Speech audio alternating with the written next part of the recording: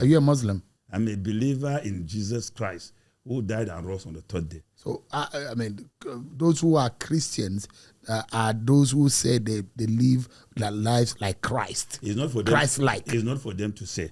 Because if you go to the book of Acts, it was others who saw their lifestyle. So if a Muslim said, oh, this is a Christian, I have no problem with that. But a believer should not refer to me as a Christian. So what religion do you observe? Yeah, I practice the religion of the man of Calvary. And which is? Well, that is, I'm a believer of Jesus Christ of Nazareth. So you are not a Christian? No. And neither are you a Muslim? No. If a Muslim refers to me as a Christian, he's right. Because that's what the Bible says. I believe in the Holy Bible. But what are you? What religion do you? I believe in Jesus Christ, the man of Calvary, who died and rose on the third day. That is believed to be Christianity. You see, no, we are followers of Jesus Christ. You see, this concept of Christianity which we are promoting, biblically is wrong. The Bible says, when they gathered in Antioch and they were behaving like Christ, those who saw them said, oh, who are these? And somebody said, oh, you don't know them? These are the believers of the man of Calvary who was crucified. So he said, oh, they are Christ-like. So if somebody sees Sion's life looking like that of Jesus Christ and is not a believer, he's free to say this is a Christian, Christ-like. But you cannot describe yourself that you are Christ-like. So how do you describe yourself religion-wise? I describe myself as a follower of Jesus Christ and I believe in him. Let me take you back quickly. You supporting Peter Obi, does it make you feel that maybe that's the best man that can run this country? Was that what you believed? Well, I have never supported Peter Obi. I only defended Peter Obi when the rise against him, the campaign to try to blackmail him and possibly force him to exile himself by attack dogs of the president. Because, I mean, they left issues which were affecting the country and they concentrated on him. But in Peter Obi, I see that leadership qualities, because for him to be able to mobilize the votes he got within a short time, I believe that Nigerians saw something in him good, and I cannot think differently.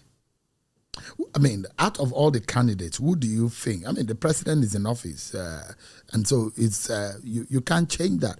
But from your own assessment, who do you think would have done a better job on running this country? Prince Adewale Adebayo. You think he's the best candidate? He has the very best knowledge of this, and he knows the country very well. But he didn't get it. He didn't even move close. You cannot even put him and with anybody. Really? He has that courage. He has the knowledge. He has the capacity. But he's a greenhorn in politics. So that may be a problem. Yeah. I mean, what do you think of an Atiku Peter Obi merger? Do you think that could pose a big threat in 2027? I would advise Atiku to mentor Peter Obi if they're going to go into any alliance. But for Atiku to put himself in the ring again in 2027, that will mean campaigning for Tinubu. Really? Yeah. If Atiku run in 2027, is it going to be an easy run for... No, Tinubu will just leave for France and stay there. He will not come back until during the inauguration. It's going to be an easy pass for Tinubu? Look, it's a walkover. I mean, but there are those who will say the Northerners should allow the South to run till 2030, in 2027, and the SGF has made that statement. What's your view? I'm an advocate of equity. By 2027, the president of Nigeria should come from the South. Northerners like me, if we actually want to make very good impact in 2027, is to identify a candidate in the South, support him against the incumbent. But if we make the mistake of presenting a candidate from the North, the game is over. But what is going on now? There seems to be some kind of people coming together in the northern region of the country against the political institution that is in place right now. Why is the pain rising in the north? No, Northerners felt betrayed. They brought about 5-point-something million votes to coronate this government under the Muslim ticket hypocrisy or deceit. So, but they are not getting it at all. You see, the Northerners are complaining about the economic policies of the government. The government is giving them ears to that. Insecurity in the north is rising every day. People are kidnapped every day. Villages are being sacked by one terrorist group or the other. So what the North expected was, for the president to have concentrated in dealing with this issue, especially insecurity. Because Northerners are not lazy people. If insecurity is dealt with, I'm telling you, nobody's going to talk about government. They will just keep quiet and organize themselves and then spring a surprise in 2027.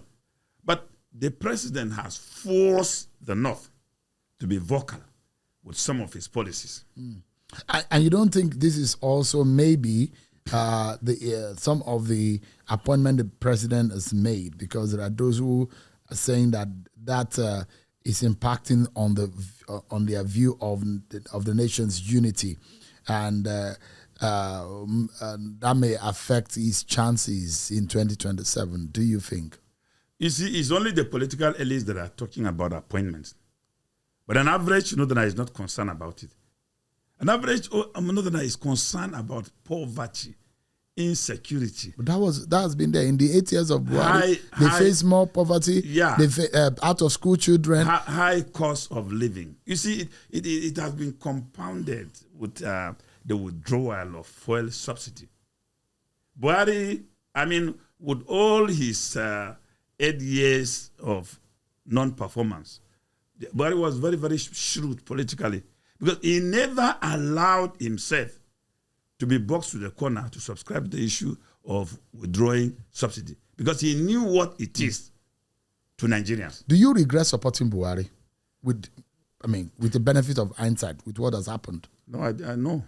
You don't regret? No. And those who say the Buhari government was a disaster, what do you say? I still believe that it was a disaster. Buhari government was a disaster? I believe that it is a disaster. It failed Nigerians? Yeah, it failed. Buhari failed Nigerians. You are part of that failure, aren't you? I accept wholeheartedly. Do you regret being part of the failure? No. Well, of course. Of course. But we would have given this country something better. Unfortunately, we couldn't.